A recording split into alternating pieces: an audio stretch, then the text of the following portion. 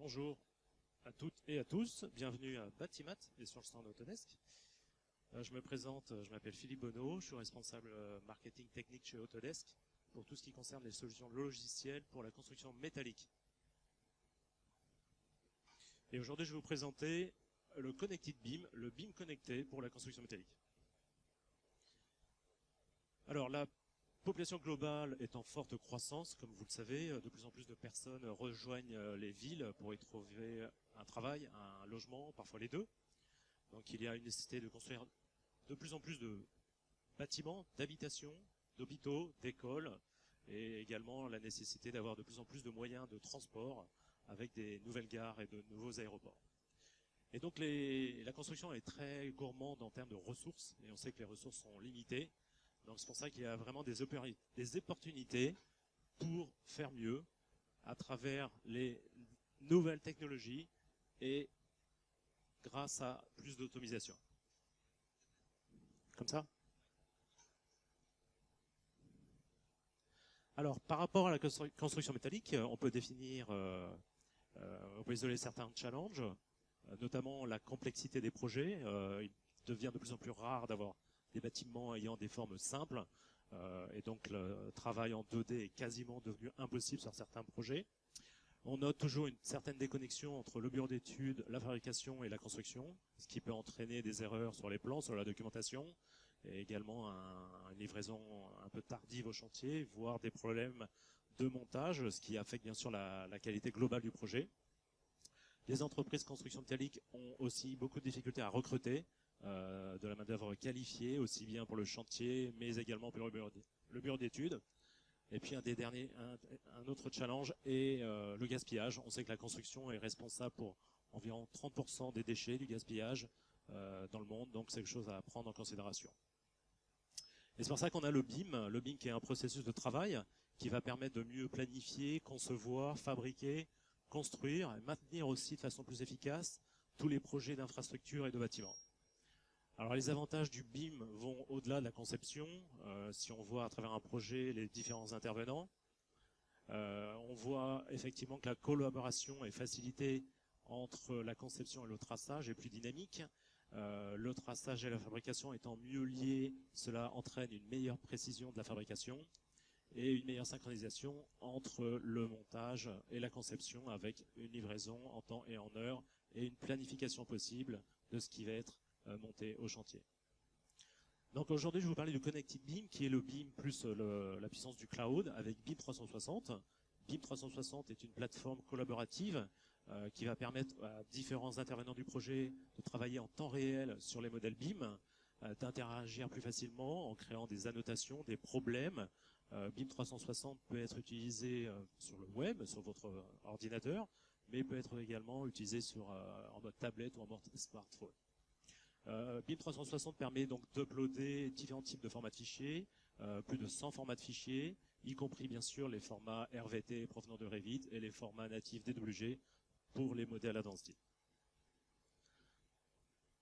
Alors, il s'agit donc d'une structure métallique, comme vous pouvez le voir. Le modèle 3D a été réalisé dans l'environnement Revit, à savoir les poteaux, les plateformes, les contreventements. Donc à tout moment, on peut interroger un élément et accéder à ses propriétés ici dans la palette d'outils. On peut voir la section, la longueur, le poids, etc. Et ce qui est très intéressant, c'est que ce modèle Revit, on va pouvoir l'enregistrer dans le cloud. Donc c'est une nouveauté qui est apparue avec Revit 2020. On va pouvoir donc accéder aux répertoires et aussi aux répertoires qui sont dans BIM 360 et choisir de sauvegarder ce modèle Revit dans un certain répertoire sous un certain nom. Donc la connexion au cloud se fait. À partir de là, d'ailleurs, dès qu'on enregistre son modèle Revit, il sera enregistré dans le cloud. Alors, si on va maintenant sur la plateforme BIM 360, on s'aperçoit effectivement que le modèle RVT, le modèle Revit, est uploadé ici, et on peut accéder au modèle directement en ligne, le visualiser. On a différents outils de navigation qui sont disponibles dans la barre d'outils qui est en bas de l'écran ici. Donc on peut très bien tourner autour du projet, afficher certains éléments, afficher des niveaux, choisir d'afficher le niveau 1, le niveau 2, le niveau 3. Donc n'afficher que les éléments qui sont situés entre deux niveaux, ou tout afficher à nouveau. Donc ça vous permet vraiment de filtrer ce que vous souhaitez voir dans le viewer BIM 360. Vous avez la possibilité également de faire des coupes, vous voyez des coupes dynamiques, suivant la verticularité ou suivant X ou Y, et vous pouvez choisir exactement ce que vous souhaitez voir de ce modèle 3D. Ensuite, vous avez la possibilité... Ah, la vidéo s'est arrêtée.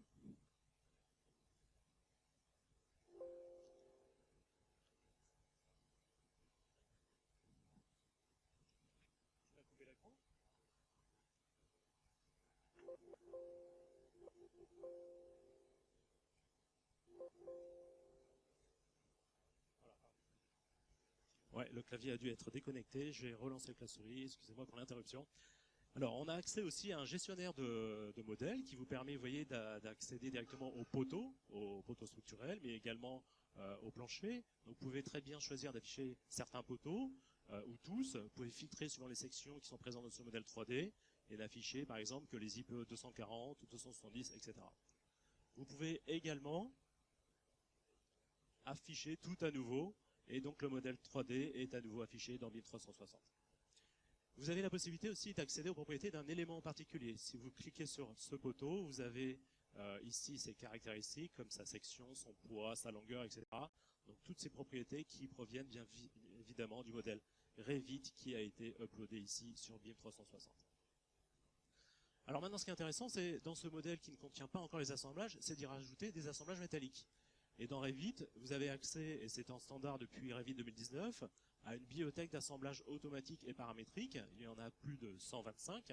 Ça va vous permettre de traiter des cas simples, mais également complexes. Le petit plus, c'est que pour les principaux assemblages, vous allez pouvoir les vérifier au calcul, suivant les règlements américains AISC, suivant les normes européennes, les Eurocodes. Vous allez obtenir automatiquement une note de calcul pour ces assemblages.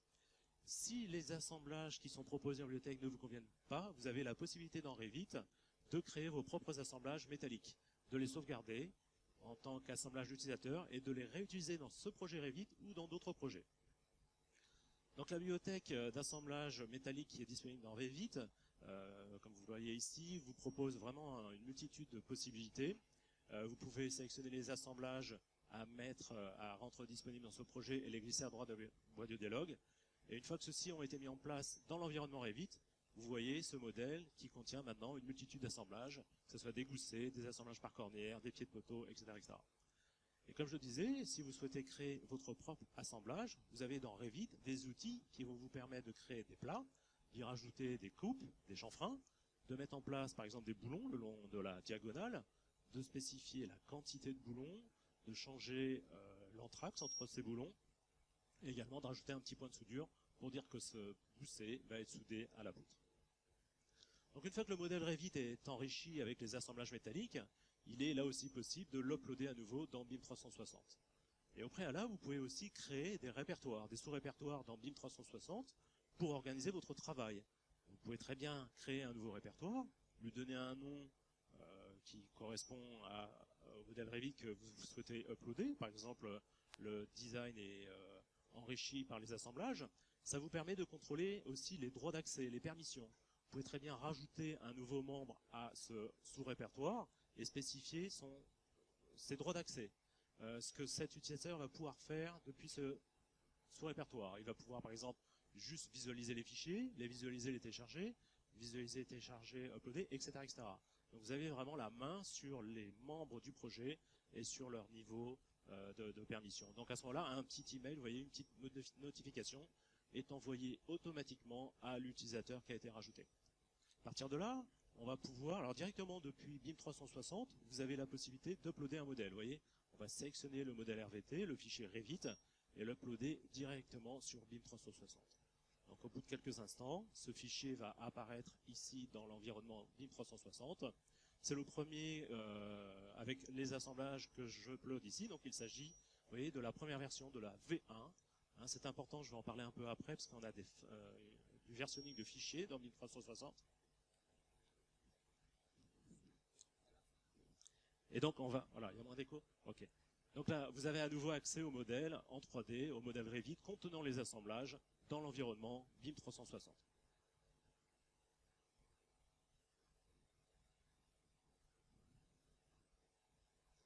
Alors, ce qui est très intéressant, c'est que ce modèle peut continuer à évoluer. Vous pouvez rajouter d'autres assemblages à des endroits où vous ne l'auriez pas fait encore. Et quand on va l'uploader à nouveau dans BIM 360, on va accéder à un outil de comparaison. On va pouvoir comparer un même modèle Revit suivant les versions qu'on a uploadées sur la plateforme BIM 360. Donc ça, c'est très intéressant parce que vous avez un historique du versionning. Vous pourriez éventuellement revenir à la version précédente et ça va permettre de mettre avec des couleurs les différences entre les deux versions du même modèle. Des couleurs vertes qui permettent de distinguer les éléments qui sont nouveaux. Le rouge va permettre de voir quels sont les éléments qui ont été supprimés et le jaune, les éléments modifiés. Vous avez là aussi des outils de filtre qui vous permettent de voir quelles sont les différences entre la version précédente et la version actuelle. Donc vous voyez ce modèle Revit qui contient en partie supérieure certaines trémies. On peut imaginer qu'on va rajouter ou même copier cette trémie qui est présente entre les fils 2 et 3. On va la copier pour l'obtenir, pour avoir la même trémie entre les fils 4 et 5. Donc on va travailler sur les vues de niveau. On a bien évidemment le résultat visible en 3D également. Et donc si on sauvegarde ce fichier Revit, on va pouvoir maintenant revenir dans la plateforme BIM 360 et l'uploader à nouveau. Donc on sélectionne exactement le même fichier, on l'upload, et au bout de quelques instants, là également dans BIM 360, le fichier Revit est uploadé. Et vous voyez ce qui est intéressant, c'est que la version a changé. On a maintenant la deuxième version, la V2, de ce fichier, qui est maintenant disponible dans l'environnement BIM 360. Donc à partir de là, on peut ouvrir le modèle pour voir de quoi il s'agit. On voit évidemment que la trémie qu'on a copiée dans l'environnement Revit apparaît maintenant ici sur BIM 360. Tout y est, y compris les assemblages. Et à partir de là, vous pouvez accéder à l'outil de comparaison. Donc ça va vous permettre de comparer deux versions. Par exemple, comparer la V1 avec la V2. Donc à partir de là, quand vous cliquez sur comparer, vous avez cette palette qui s'affiche avec, vous voyez, des codes couleurs. Vert, comme je l'ai dit, pour les éléments supprimés, les éléments nouveaux. Rouge, les éléments qui auraient été supprimés. Et jaune, les éléments modifiés. Donc vous pouvez jouer avec ces filtres. Vous voyez, n'afficher que les éléments ajoutés, que les éléments modifiés, etc. Et si on zoome un peu, on s'aperçoit qu'effectivement, au centre, la trémie est nouvelle, les éléments sont en vert, et les deux poutres en périphérie sont jaunes parce qu'au préalable, elles n'avaient pas les perçages qui provenaient de la trémie, alors que maintenant, elles ont des trous. D'ailleurs, on peut voir la différence, alors c'est peut-être pas très visible à l'écran, mais on peut le voir notamment avec le poids. La poutre est plus légère, un petit peu plus légère, puisque maintenant, il y a des perçages sur l'âme de cette poutre. On peut afficher à nouveau l'ensemble des éléments qui ont été rajoutés, et en sélectionnant un seul élément, vous voyez dans l'historique l'information selon laquelle cet élément provient de la V2. Vous avez vraiment une traçabilité et une comparaison très très aboutie entre deux versions d'un même modèle Revit. Alors maintenant que la conception est bien avancée, que le modèle Revit contient même les assemblages, on va vouloir générer les plans de fabrication. Donc c'est là où on va exporter ce modèle Revit vers Advanced Style en utilisant ce qu'on appelle la Advanced Style Extension. On va générer un fichier XML, un fichier au format SMLX, qu'on va pouvoir sauvegarder sur son disque dur ou même sauvegarder sur BIM 360 pour le mettre à disposition, par exemple, du dessinateur projeteur. Donc ce qui est intéressant, c'est qu'on va récupérer ce modèle 3D dans Advanced Style, on va récupérer non seulement les barres, mais également les assemblages, donc le modèle complet. Donc dans Revit, on accède à la Advanced Extension, qui est un add-in en fait, par le ruban add-in. Vous allez pouvoir exporter ce modèle Revit, et en cliquant OK, ça va générer automatiquement, vous voyez, un fichier SMLX.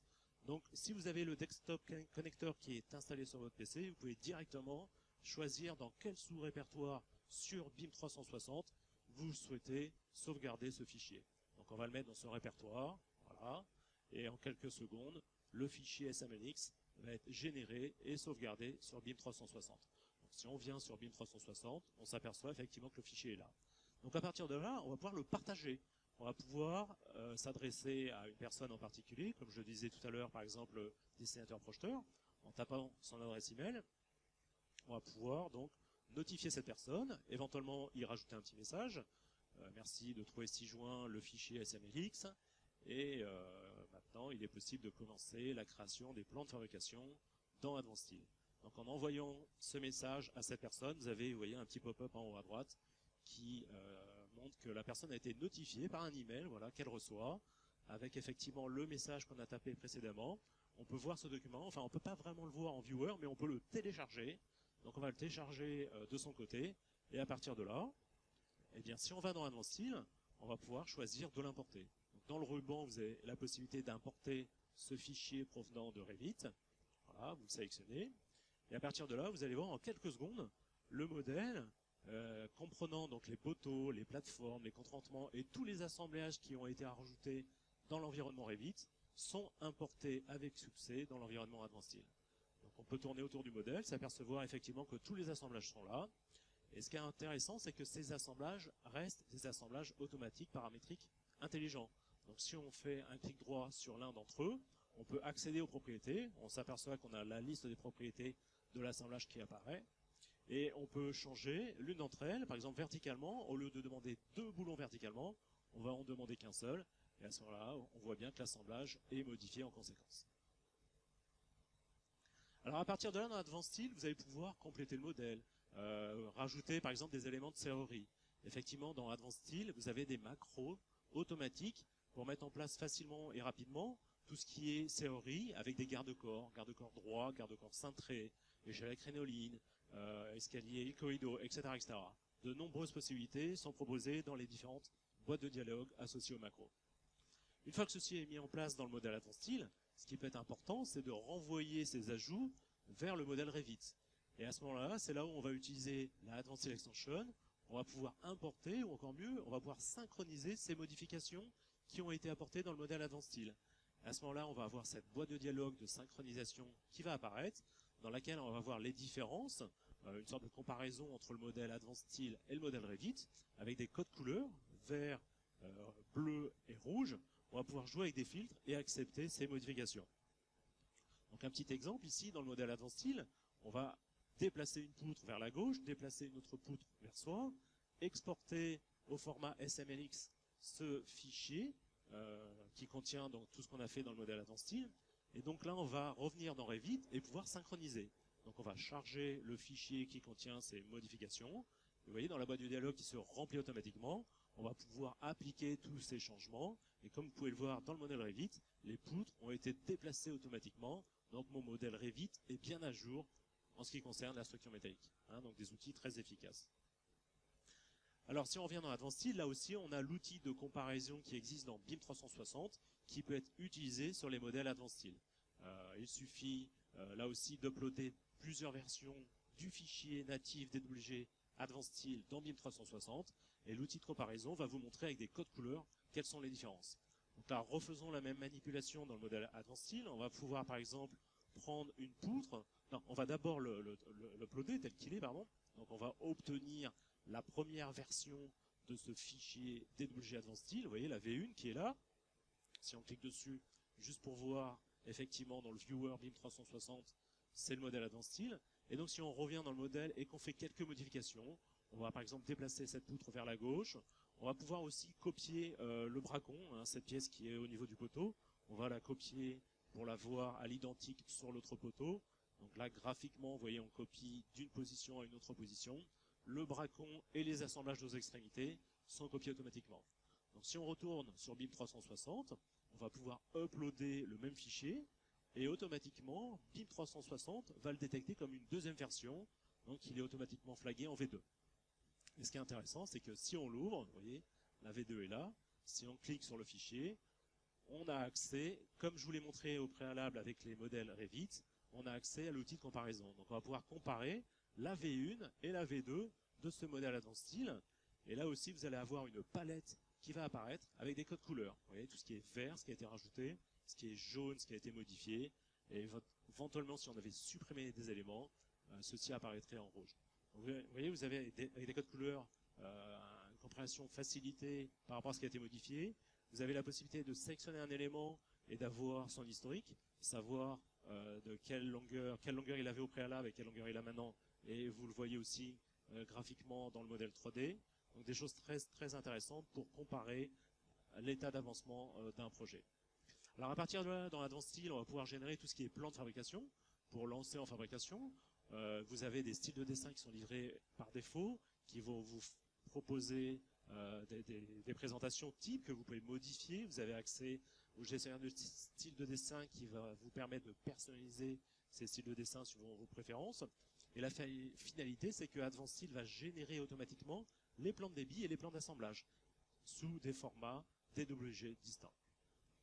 Donc si on reprend toujours notre structure, on peut également isoler des éléments. Si je souhaite isoler la totalité de cet assemblage parce que je souhaite visuellement voir quelles sont les pièces qui sont soudées sur ce poteau, à savoir les goussets, la platine de pied de poteau. Donc on peut très bien isoler comme ça du modèle 3D un assemblage en particulier. Et à partir de là, on peut utiliser donc ce que je disais, des styles de dessin, des présentations types pour générer la fabrication automatiquement. Donc le résultat, c'est que vous allez obtenir automatiquement les plans de débit, cotés et labellés automatiquement. Vous voyez un plan de débit, par exemple, du poteau, avec les différents perçages dans les ailes et dans l'âme. Et vous pouvez également adapter, vous voyez, la présentation du plan après coup. Vous avez également le plan d'assemblage qui est créé automatiquement, avec la cotation des différents éléments à souder et à assembler sur ce poteau, avec les petits repères également. Et vous pouvez générer une nomenclature sur le plan ou en dehors du plan, qui va lister tous les éléments qui font partie de ce poteau, y compris le poids total qui apparaît en bas à droite. Alors Advanced est également capable de générer les fichiers pour les machines à commande numérique, à savoir les fichiers DSTV, les fichiers DXF. On peut également envoyer les données vers des logiciels MAS, des logiciels qui permettent d'optimiser le processus de fabrication. Donc tout cela est fait automatiquement depuis le modèle 3D. Alors l'outil de comparaison est très utile quand vous voulez comparer deux versions du même modèle 3D, mais il est également possible de l'utiliser quand vous voulez comparer deux plans de fabrication par exemple. Il peut arriver que le modèle évolue, vous avez les plans de fabrication qui nécessitent une mise à jour, donc vous pouvez les mettre à jour automatiquement, et l'outil de comparaison va vous indiquer avec des couleurs différentes quels étaient les éléments sur ce plan en V1 et quels sont maintenant les éléments en V2. Alors si on prend comme exemple cette poutre de plancher, on va générer donc son plan de débit automatiquement en utilisant un style de dessin qui convient pour ce type de pièce. Dans le gestionnaire de documents, on obtient le plan et vous voyez les perçages cotés et labellés automatiquement sur cette pièce. Donc, si on upload le fichier DWG de ce plan de fabrication dans BIM 360, il va apparaître automatiquement ici, vous voyez, au bout de quelques instants. Comme c'est la première fois qu'on l'upload, c'est une V1, c'est la version 1 de ce plan. Et donc dans BIM 360, vous pourriez l'ouvrir pour voir le contenu. Maintenant, on va revenir au modèle 3D Advanced Style, on va faire quelques modifications. On va changer par exemple sur certaines candières la quantité de boulons, vous voyez verticalement, on va passer de 2 à 3 pour la plupart d'entre elles. Et donc ça veut dire que le gestionnaire de documents indique que ce plan nécessite une mise à jour. Donc on va le mettre à jour, et une fois mis à jour, le plan effectivement montre les perçages sur l'âme. Donc si on revient dans BIM 360 et qu'on upload la nouvelle version de ce plan mis à jour, eh bien effectivement dans BIM 360, ce plan devient la version 2, la V2. On va pouvoir l'ouvrir pour en voir le contenu ici dans ce viewer. Donc on voit bien qu'on a plus de perçages que précédemment. Et ce qui est très intéressant, c'est que vous avez accès là également à l'outil de comparaison qui va vous permettre de comparer entre la V1 et la V2 et avec des codes couleurs. Alors la palette est légèrement différente de celle qu'on utilise pour le modèle 3D. Et vous voyez en bleu ou en rouge quels sont les éléments qui proviennent de quelle version. Donc on s'aperçoit effectivement des trous rouges là qui proviennent de la V2. Et ce qui est extrêmement intéressant, c'est que vous allez pouvoir comparer un plan, vous voyez, avec une petite réglette, je dirais, une forme de superposition du plan de la V1 à la V2, et vous voyez facilement quels sont les trous qui sont venus avec la V2. Hein, donc ça permet vraiment de mieux comprendre en quoi le plan a évolué depuis la version précédente. Donc c'est des choses que vous pouvez faire sur PC, mais aussi sur tablette ou sur smartphone. Vous êtes à l'atelier, vous pouvez très bien comparer les plans avec BIM 360 sur votre smartphone. Alors, vous pouvez également utiliser ce modèle Advanced Style contenant les assemblages métalliques pour le voir en contexte, en utilisant InfraWorks. InfraWorks permet notamment de générer un modèle sur site de façon automatique avec le modèle Builder. InfraWorks permet également d'importer différents types de formats de fichiers, y compris les fichiers Revit et les fichiers Advanced Style. Donc il va être placé automatiquement s'il est géo-référencé. Et vous allez pouvoir jouer avec des effets de soleil, d'ombre, vous allez pouvoir créer des storyboards, créer des animations, pour mieux présenter en fait le projet dans son contexte aux différents intervenants de cette construction. Alors comment ça fonctionne? Vous voyez, on a isolé une partie de ville ou de village. On a également le terrain sur lequel cette structure métallique va venir être implantée, va venir être installée. Et à partir de là, dans InfraWorks, vous avez la possibilité de choisir d'importer le modèle. Donc on va prendre le modèle Advanced Style. Ici, vous voyez en haut à droite, vous avez pas mal de formats de fichiers qui sont disponibles en import. On va utiliser le fichier natif DWG d'Advanced Style. À ce moment-là, ce fichier va être disponible maintenant dans la palette. Il suffit juste, par un clic droit, de le configurer. Vous avez 2 ou 3 petites choses à faire dans la boîte de dialogue, notamment dire qu'il s'agit d'un bâtiment. Vous avez une petite preview, vous voyez, pour contrôler de quoi il s'agit. Et vous allez pouvoir, soit, s'il est géolocalisé automatiquement, juste le laisser s'insérer automatiquement, ou le placer vous-même. Et à ce moment-là, vous voyez, l'ossature métallique, le modèle que j'avais précédemment dans Revit, puis dans Advanced Style, est inséré dans son environnement. Donc à partir de là, vous pouvez tourner autour, voir dans son contexte à quoi il ressemble. Et ce qui est très intéressant, c'est en fonction de l'heure du jour, vous voyez, vous pouvez jouer avec l'horaire et voir les ombrages au sol de ce bâtiment suivant le soleil et les ombres représentées au sol. Alors dernière chose, BIM 360, j'en ai beaucoup parlé, il existe aussi une version app mobile que vous pouvez installer sur votre tablette, sur votre smartphone. Ça vous permet de faire tout ce que j'ai montré là, mais depuis votre téléphone. Donc il existe pour smartphone et tablette, en mode iOS et Android. Ça vous permet de visualiser les modèles 3D, mais aussi la documentation 2D. Donc la manipulation est vraiment très très fluide, y compris sur des gros projets. Donc l'idée là, c'est de vous aider à emmener vos modèles BIM et la documentation associée partout avec vous. Donc un petit exemple d'application. Imaginons, je suis au chantier, j'ai mon iPhone. Alors vous voyez pas mes doigts, mais je vais sur BIM 360, je parcours mes dossiers et mes sous-dossiers. Et donc je peux aller comme ça jusqu'à mon modèle 3D. Et donc avec mes doigts, je peux très bien zoomer, naviguer, tourner autour, prendre des informations, cliquer sur un élément et accéder par exemple à ses propriétés, savoir quel est son poids, quelle est sa couleur, quelle est sa phase. Vous pouvez très bien comme ça naviguer facilement. Vous avez des outils aussi pour prendre des mesures. Vous souhaitez savoir la longueur d'un élément en particulier. Donc vous lancez l'outil pour prendre une mesure. Vous prenez 2 points et entre ces 2 points, la valeur de distance s'affiche automatiquement. Vous avez également la possibilité de rajouter des annotations. Mettre avec par exemple des nuages sur une zone en particulier. Donc différentes formes qui sont disponibles ici dans l'application. Vous pouvez choisir par exemple un nuage, choisir une couleur en particulier et dessiner autour d'un assemblage ou même d'une zone en particulier ce que vous souhaitez remonter à quelqu'un, à vous-même ou à quelqu'un. Ce qui est intéressant, effectivement, vous pouvez garder ça en tant que privé, juste l'avoir pour vous-même ou le partager avec les autres membres du projet. Et une fois que vous faites générer, eh bien, ça va être stocké automatiquement dans le cloud. Donc l'étape d'après, là, c'est soit moi de retour au bureau ou un autre intervenant au projet. Vous pouvez vous connecter sur BIM 360 depuis votre PC en tapant vos identifiants. Vous accédez donc au projet, au répertoire et au sous-répertoire. Et quand on voit ici le modèle Revit, on s'aperçoit à droite que, vous voyez, il contient des annotations.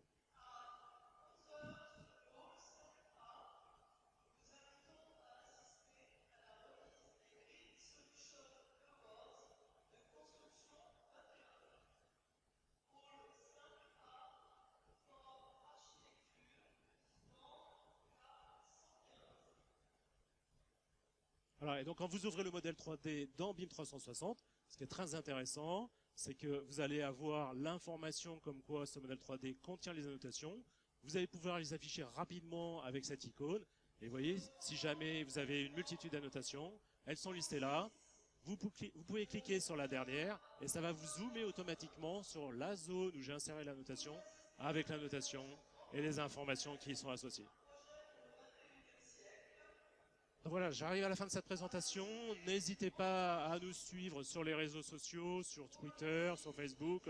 Vous y trouverez une multitude d'informations et vous pourrez rester connecté avec nous. Voilà, je vous remercie. Bonne journée.